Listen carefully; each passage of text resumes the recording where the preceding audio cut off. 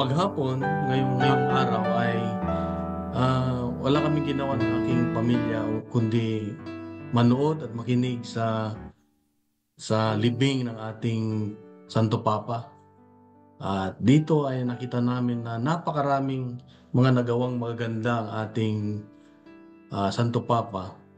At sa kanyang simpleng buhay ay kami, lalo ako ay nai-inspire sa mga pinakita niya na buhay na simple at saka yung totoong paglilingkod sa kanyang kawan, kanyang flock, sabi nga.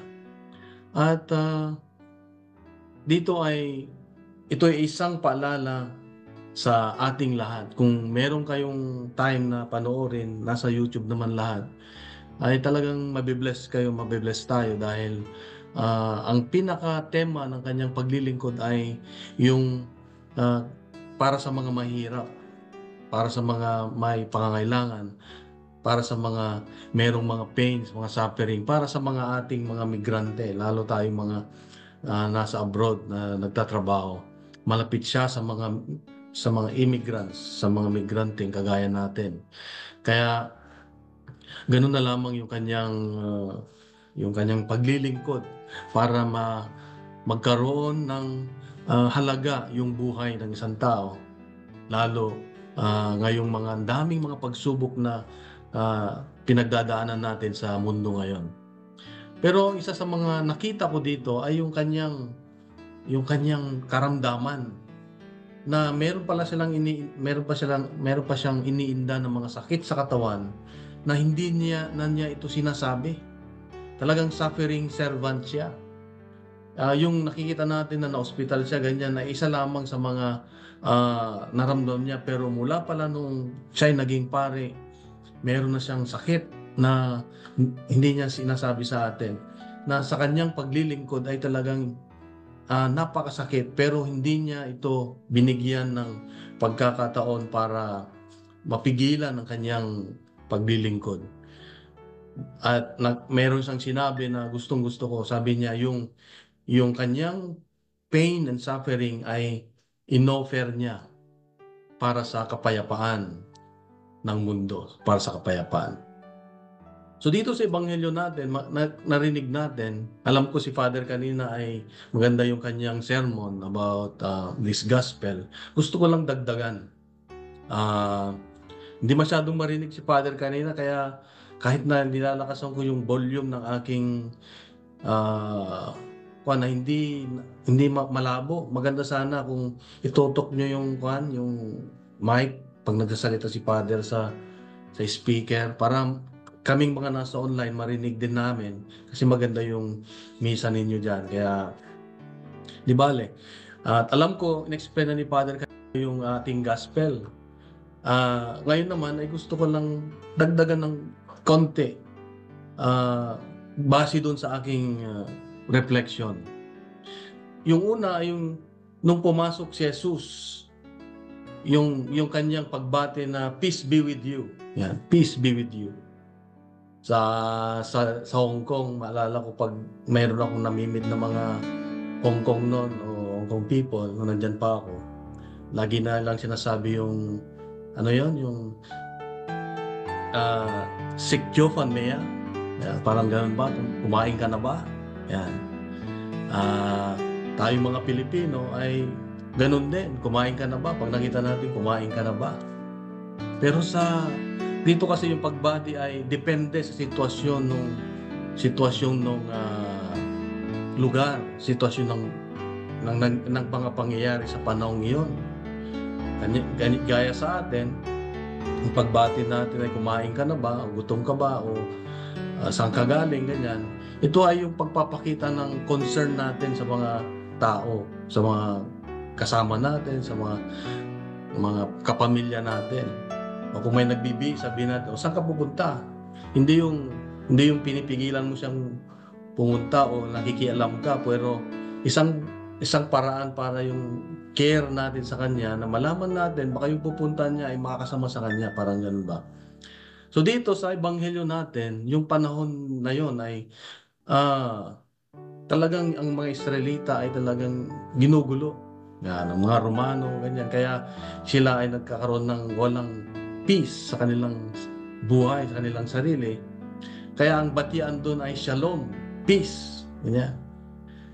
At dito sa Ebanghelyo natin, yung mga alagad ni Jesus ay nagtatago dahil kamamatay nga lang ni Jesus, marami silang kinakatakutan. Takot sila sa Jews. Baka sila ay susunod din, ay pako sa cross, kaya takot sila. At isa sa mga, kung ako sa kanila, ang dapat katakutan ko ay yung aking pagkakamali. Alam niyo yung mga alagad ay nagtakbuhan, di ba? Nung hinuli si Jesus, nagtakbuhan sila lahat. Kahit si Pedro ay tinatuan niya si Jesus. They abandoned Jesus. Kaya isa ron sa mga takot din nila. Kaya nung biglang pumasok si Jesus na nakasara yung pinto, ay nagulat sila. Gulat sila. Kaya ang unang bati ni Jesus ay, peace, peace be with you. Alam ni Jesus na sila ay takot, pero takot sa mga Jews at takot din sila sa Kanya. Kaya lang, dito natin makikita yung puso ni Jesus na sa Kanyang pagkabuhay ay walang epekto yung ginawa nila, kundi pagmamahal. Yun yung totoong real peace, sabi nga. Yung totoong kapayapaan. Sabi sa English, real peace is not found in circumstances. It's found in His presence. Ulitin ko. Real peace is not found in circumstances. It's found in His presence. Ano ibig sabihin? Pag sinabing real peace, ito yung malalim, yung panghabang buhay, lasting sense of yung calmness, secured ka at kontento ka sa buhay. Yan, real peace yun. Yun ang hinahanap natin, hindi yung temporary peace. Hinahanap natin yung pangmatagalan, hindi nawawala. At ang real peace na ito ay hindi nakukuha sa mga circumstansya natin sa buhay. Hindi yung sitwasyon mo na ngayon okay ka kasi maganda yung sahod mo, mabait yung mga employer mo sa'yo, ganyan. Palagi kang may lycee. So ibig sabihin, mayroon kang kapayapaan. Kaya lang, ito yung nagbabago. Paano kung nagbago yung employer mo? Bago ugali niya sa'yo, nagbago yung treatment niya sa'yo. O yan, bigla na lang siyang nagagalit o pinalayas ka. Meron ka pa bang kapayapaan? Kaya ang real peace ay hindi nakabase dun sa circumstansya natin. Ang totoong kapayapaan ay nahanap natin, it's found in His presence. Nahanap natin sa Diyos lang. Yung sinabi niya na, peace be with you, yung siya nagbibigay. Na ibig sabihin, kung ang hinahanap mo ay tunay na kapayapaan sa iyong puso, sa iyong buhay, ang kailangan mo ay si Jesus, ang Diyos. Ang kailangan mo ay yung relasyon mo sa Diyos. Kaya napakahalaga mga kapatid, na kung gusto natin ng kapayapaan sa buhay natin, magkaroon tayo ng magandang relasyon. Yung relationship natin kay Lord ay palalimin pa natin. Palalimin pa natin. Sa paano paraan? Sa mga prayers natin. Yan, sa prayer meeting, di ka nag-absent, di ka nalilate. Excited ka. Ako nung nandyan, ang ginagawa, Biyernes pa lang talagang handang-handa na ako. Excited na ako makita ang linggo. Kasi ang linggo, yun ang pinaka-kuan natin, main event natin sa buhay natin. Di ba buong linggo kang pagod na pagod, puyat. Buong linggo kang mag-isa. Buong linggo ka siguro na may employer ka na masungit o mahirap pakisamahan. Nagsasakripisyo ka. Tapos sakripisyo mo pa, hinahirapan ka pa sa pamilya mo sa Pilipinas. Ang dami nilang mga kailangan, daming mga sinasabi.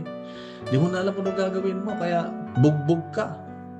Kaya ang linggo ay ito yung time na hanapin mo talaga dahil doon mo lang mailalabas yung bigat na nararamdaman mo. Kaya ako excited pag maglilinggo na, o lalo pag Biyernes na, handang-handa na ako, naghahanda na ako. Dahil linggo ay doon kumukuha ng lakas sa prayer meeting sa community. Kaya nga, ang pinakamaganda sa atin dyan, may community ka, meron kang hugutan ng lakas. So iba yung kalmado ka dahil walang bagyo. Kalmado ka dahil wala kang problema, kalmado ka kasi maayos ang lahat. At iba yung kalmado ka kahit may bagyo. Kalmado ka kahit may bagyo kasi nagtitiwala ka sa Diyos. Nagtitiwala ka na kasama mo ang Diyos. Iba yun. Yun yung tinatawag na real peace. So, tayo kasi mayroon tayong mga locked rooms. Magtatago tayo sa mga rooms natin, di ba? Sa buhay. Puso natin. Nagtatago tayo.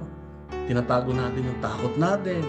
Tinatago natin yung yung kinahihiya natin sa buhay, nagnagawa natin o itsura natin. Marami tayong tinatago. Tinatago natin yung nakatago tayo sa kwarto ng yung nakaraan, yung mga sakit na naranasan natin, yung nasaktan tayo. Nakatago tayo sa mga sakripisyo natin na pilit nating kinukubli. Yan, yung mga pains and sufferings natin. Pero kung ito ay gagaya ni Saint Francis si Santo Papa na yung mga pains niya sa buhay ay binigay niya sa Diyos na para bang offering niya, ay siguradong sasamahan siya ng Diyos, sasamahan tayo ng Diyos. Kaya kapatid, kung meron kang pain sa buhay, kung meron kang kwarto, meron kang ikinukubli na ayaw mong ilabas dahil ikaw ay natatakot, anyayaan mo si Lord. Lord, alika. Ibigyan mo ko ng kapayapaan at siguradong darating ang Diyos. Bibigyan niya tayo ng kapayapaan. Pangalawa, sa Ebanghelyo natin, sabi nga, yung believe without seeing. Si Thomas, nawala noon, nagpakita si Jesus sa ibang alagad. Wala siya kasi, absent. Wala siya noon. Kaya, nung sabi niya, hindi ako naniniwala. Kailangan ko ng patotoo. Kailangan ko ng proof na buhay nga ang Diyos. Alam niyo po si Thomas. Si Thomas ay, bakit niya kaya kailangan ng proof? Pruweba na nag-resurrect si Jesus. Hindi siya naniniwala kasi hanggang di niya nakikita eh. Hindi ako naniniwala kasi hindi ko nakita yung sugat sa kanyang mga kamay at sa kanyang tagiliran at may ipasok ko. Kaya nga yung aking backdrop ngayon, nakita niyo, pinapakita ni Jesus yung kanyang kamay. Para tayo ay parang si Thomas na hindi pa ba tayo maniniwala? Gusto mo bang ipasok yung daliri mo sa sugat para lang maniwala sa Diyos? Ganon si Thomas dahil absent siya noon. So, bakit kaya ganon? Nagtanong din ako, bakit nga ba? Kailangan niya ng proof. Well, nabasa ko, sa pakikinig ko rin, sabi nila, dahil sa disappointed si Thomas, disappointed siya sa nangyayari. Bakit? Palagi niyang kasama si Jesus. Years, taon-taon na magkasama sila at nakikita niya dito, nagmimilagro si Jesus, nagtuturo. Tapos ipapako lang sa krus. Tapos nakita niya yung brutal na pagkamatay ni Jesus. Siyempre, madidisappoint siya. Akala ko pa naman, ganyan siya. Diba? So, disappointment, deep disappointment. Kaya, hindi siya makapaniwala na mayroong resurrection. Pangalawa, bilang tao, yung human nature niya, kailangan niya nung nakahawakan. Tayo, di ba, pag meron tayong gustong paniwalaan, gusto ko munang mahawakan. Namimili tayo ng, namimili tayo sa isang kaibigan. Meron ako ganito, gusto mong bumili. Gusto ko munang mahawakan kung totoo yan, o ano itsura, ganyan. Kasi gusto natin bilang tao, yung pruweba. Human nature natin yun. Pangatlo, yung ating pananampalataya ni Thomas, kaya siya nagduda. Kaya kailangan niya ng proof. Bakit? Kasi ang turo sa kanya, si Jesus ay Mesiyas, tagapagligtas. Kaya lang, sa nangyari sa kanya sa cross, nakita niya sa cross na namatay siya, mahirapan niyang maintindihan kung bakit. Kaya yung emosyon niya, yung talino niya, hindi talagang hirap na hirap siyang i-reconcile. Kaya itong si Thomas ay kailangan niya ng pruweba. Pero kung titignan natin, masama nga ba si Thomas? Masama nga ba yung ginawa niya, yung pagdududa niya? Yan, titignan natin. Kasi sa akala natin, yung duda niya ay kasalanan o masama. Pero kung titignan natin yung karakter, yung pagkatao ni Thomas, siya ay loyal at siya ay loyal na tagasunod ni Jesus. Malala nyo nung time na papunta si Jesus sa Judea, alam ng lahat, delikado siya doon. Baka patayin si Jesus doon dahil maraming galit.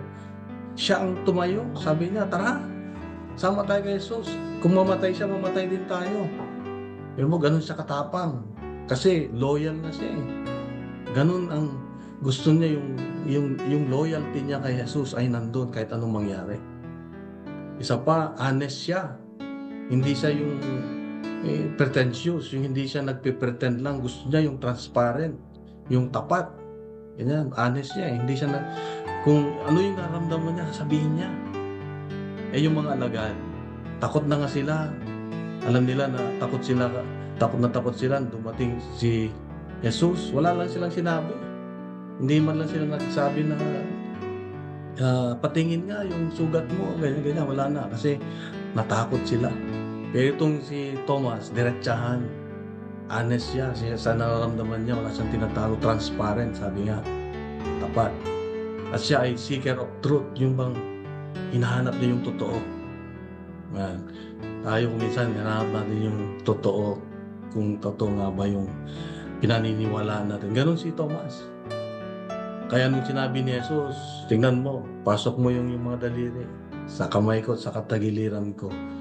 Dito, nakuha yung sinasabi natin pag tinataas ng pare yung hostia, yung dugo, sinasabi natin, my Lord and my God, di ba? Dito natin nakuha yun, my Lord and my God.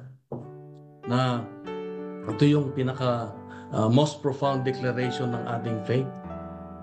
Yung kay Thomas, buti na lang may Thomas na talagang seeker siya. So, tinuruan niya tayo na maging yung pagdududa natin, naiintindihan ni Lord. Naiintindihan niya tayo. Kahit magdududa tayo, hindi kasalanan, kundi isang paraan para magsigi pa tayo. Mag-move on pa tayo sa ating paglilingkod, sa ating pakikinig para tayo ay bandang huli, makikilala natin, malalaman natin ang katotohanan. Kaya, dito nga sabi nga, believing without seeing. So, ang hamon ng Diyos sa atin ay may mga pagkakataon na hindi na natin kailangang makita pa yung physical. Hindi na natin kailangang makita pa si Jesus ngayon na siya ay nag-resurrect, kundi maniwala na lang tayo. So, ang application sa buhay natin ay may mga pagkakataon na pag meron tayong hinihingi kay Lord o pinapanalangin kay Lord, hindi na natin kailangan ng pruweba. Na hindi na natin kailangan na i-opening Bible natin ay sabi ni Lord, hindi pwede. Hindi na natin kailangan yun. Ang kailangan lang natin ay manampalataya sa Diyos na tutugunin niya ang ating mga panalangin ayon sa ikabubuti natin. Yan, ayon sa ikabubuti natin. Believing without seeing. Kahit hindi natin nakita, maniwala ka na ang tugon ng Diyos sa iyo, sa ating panalangin, ay makabuti sa atin. Pangatlo na makita natin sa Ebanghelyo ay yung regalo, the gift of confession and mercy. Nung pumasok si Jesus at nakita nila, natuwa yung mga alagad, sabi niya, katawag dito, hiningahan niya sila ng banal na Espiritu Santo. Binigay niya ang banal na Espiritu Santo. At sinabi niya, humayo kayo. Humayo kayo, sabi niya. Ito yung tinatawag na Great Commission. Yung sinusugo na niya ang kanyang mga alagad para lumabas at mag-serve, mag-mission. At isa sa mga sinabi niyang una ay, if you forgive the sins of any, they are forgiven. Kung pinapatawad niyo ang kasalanan ng sino man, sila ay napapatawad. Dito natin nakuha yung sacrament of confession. Kaya napakalaga yung marami nagsasabi na bakit pa ako mangumpisal sa simbahan, sa pare. tao lang naman yan. Dito natin nakuha yung sinabi ni Lord na, go, if you forgive the sins of any, they are forgiven. Kaya nakikinig ako kanina ng discussion ng mga kapatid nating mga born again, at napunta sila sa verse na ito. Nagalo-halo yung mga explanation nila. Hindi nila masabi yung if you forgive the sins of any, they're forgiven, kasi hindi sila naniniwala sa sacrament of confession, the power of forgiveness. Dito kasi hindi lang iyon ang basihan natin sa sacrament of confession, yung pangungumpisal. Napakaganda kung maintindihan nating maigi ang pangungumpisal. Napakaganda. Sa Acts chapter 9 verses 1 to 19. Acts 9, 1 to 19. Ito yung conversion ni Saul, si Paul, di ba? Na kinausap siya ni Lord sa daan. Sabi niya, bakit mo ako inuusig? Dito, nung hinarap siya ni Jesus sa daan, si Paul, si Saul, ay nabulag. Nabulag siya. 3 araw na hindi siya kumain, hindi siya uminom. Dahil doon siya nagkaroon ng repentance, remorse na tinatawag. Ito yung unang step ng confession, yung pag tayo ay nagpupunta sa confession, yung aaminin mo muna na ikaw ay nagkasala, may pagkukulang, bago ka magpunta sa confession. Kasi nililista pa natin ano yung mga ayaw mo, yung gusto mong i-confess, yung mga dapat i-confess mo. At ang ginawa, para kasi nabulag si Saul nung na-meet niya si Jesus, ang ginawa niya ng Diyos, pinadala niya si Ananias. Si Ananias, sabi niya ng Diyos, punta mo si Saul at i-lay hands mo siya. At ibig sabihin, nang nag-confess na, nang nag-repent na si Saul, si Ananias na ang nag-lay hands. Siya na yung nag-bring ng healing, nag-bring ng forgiveness.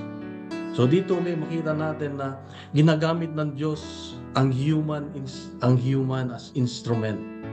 Kaya yung mga pari natin ay ginagamit ng Diyos para sa confession as God's instruments, para matanggap na ni Paul yung guidance, yung forgiveness at reconciliation.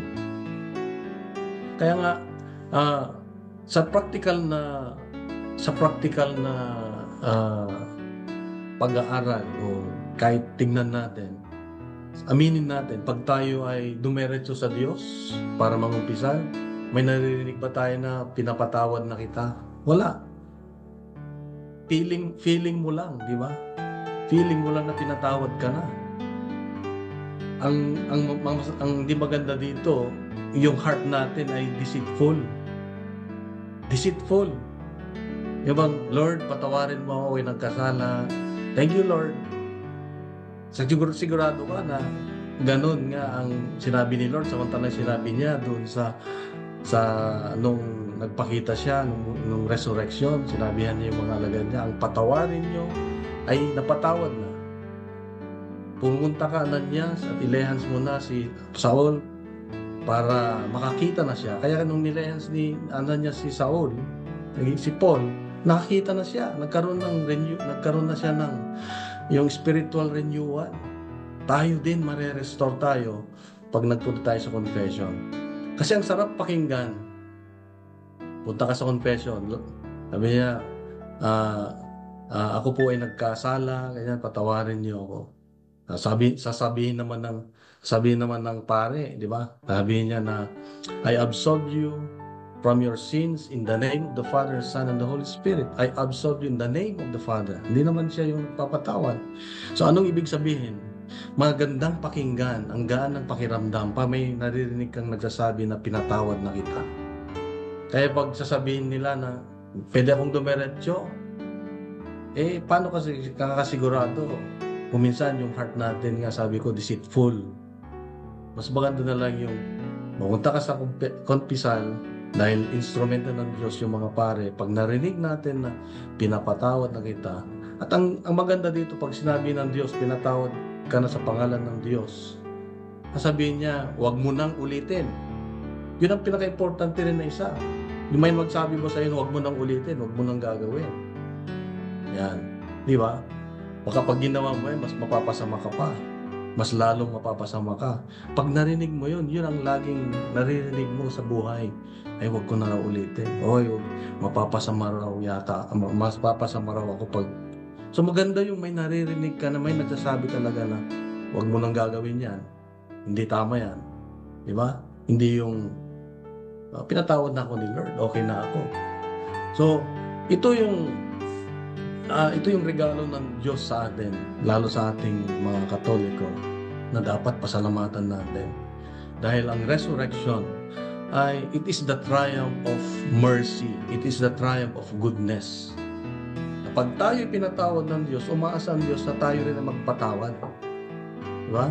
Pag tayo pinatawad ng Diyos, umaasa siya na tayo rin ay marunong magpatawad. Because mercy doesn't take revenge. Hindi tayo kailangang mag-revenge. Kung may masamang ginawa sa iyo, hindi mo kailangang gumanti. Ang kailangan mo ay mag-offer ka ng bagong buhay. Bagong buhay. Kung gayon ang ginagawa natin, we become the witness of resurrection. We become, if we share the mercy of God, we become witness. Yung nga, nakakapag-share tayo, di ba? Na isi-share natin, napatawad ko siya. Napatawad ko yung aking tatay. Napatawad ko yung aking employer. Ganyan. We are sharing the resurrection of God. Kaya mga kapatid, ito yung napagandang pagnilayan natin sa buhay. Una, ang Diyos ay nagbibigay sa atin ng kapayapaan. Siya ang kailangan natin. Gusto mong tunay na kapayapaan sa buhay mo? Kailangan mo ang Diyos. Kailangan mo ang Diyos. At para magkaroon ka ng kapayaan, kailangan maniwala ka. You must believe. Pangalawa yon, peace, believe, like Thomas. And then, ask for forgiveness so that you can share forgiveness to others. Kaya mga kapatid, ito yung pagnilayan natin sa ating patuloy na paglilingkod sa ating community, sa ating sa mga pamilya natin, na lumalago tayo. Sa next week, meron kayong healing, di ba? Healing, tapos GSS ba? So, yun ay yung mga paraan ng paglago natin. Wag nating sayangin, wag tayong mag-absent. Makinig lang tayo na makinig, at yun ang paraan ng Diyos para tayo ay mas lalong magkaroon ng magandang estado sa buhay, karakter, sabi nga. At pag tayo ay laging nakikinig sa Diyos, lumalakas tayo, nagkakaroon tayo ng pag-asa. Pag di tayo nakikinig sa Diyos, wala lang. Lalo yung may kausap ko kahapon, yung kaibigan ko, tumutugtog sa simbahan, pero hindi sila charismatic. Sabi ko, kumusta ang community ninyo? Kumusta kayo sa music ministry? Sabi niya, Brad, ang gulo, hirap na hirap ako kasi ako yung director. Meron ba kayong prayer? Meron ba kayong mga recollection? Meron ba kayong prayer meeting? Wala daw. Ano ginagawa niyo? Basta kumakanta lang. Sabi ko, Brad, suggestion ko. Sabi ko, wag lang yung serve ng serve. Wag lang yung bigay ka ng bigay. Kailangan ka rin makinig ng makinig. Kailangan mo rin ng input ng input. Kaya pag may mga seminar tayo, may mga ganyang dumarating ang mga speaker natin, sige lang, makinig na makinig. Ipunin natin sa mga puso natin. Para paglabas natin dyan, meron kang magagamit sa employer mo, meron kang magagamit sa pamilya mo, meron kang magagamit para sa iba. Nang sa ganon, tayo ay magiging witness para sa Diyos. So kapatid, ito ang napagandang pagnilayan natin. At nawa ay magkaroon tayo ng kapayapaan. Yung totoong kapayapaan sa puso natin. May problema, may mga pagsubok, hirap ka sa trabaho, hirap ka sa pamilya, malayo ka. May the Lord give us peace, yung real peace, na kung saan kasama natin siya, siya lang makapagbibigay. So manalangin po tayo at tawagin natin ang Diyos. Lord, thank you po sa mensahe mo sa amin sa oras na ito. totoo nga po na kayo lang po nakapagbibigay sa amin ng tunay na kapayapaan, real peace. At yung kami lang ay kailangang maniwala at tatanggapin namin ang pagpapatawad na binibigay mo sa amin at para maibahagi namin ang kapayapaan at awa sa iba. Thank you, Lord, for your love. Thank you for your goodness. And may we ask your Holy Spirit to be with us always, to guide us, to help us. All these things, Father, we ask and pray through your Son, Jesus, with the Holy Spirit, one God, forever and ever. Amen. In the name of the Father, and the Son, and of the Holy Spirit. Amen.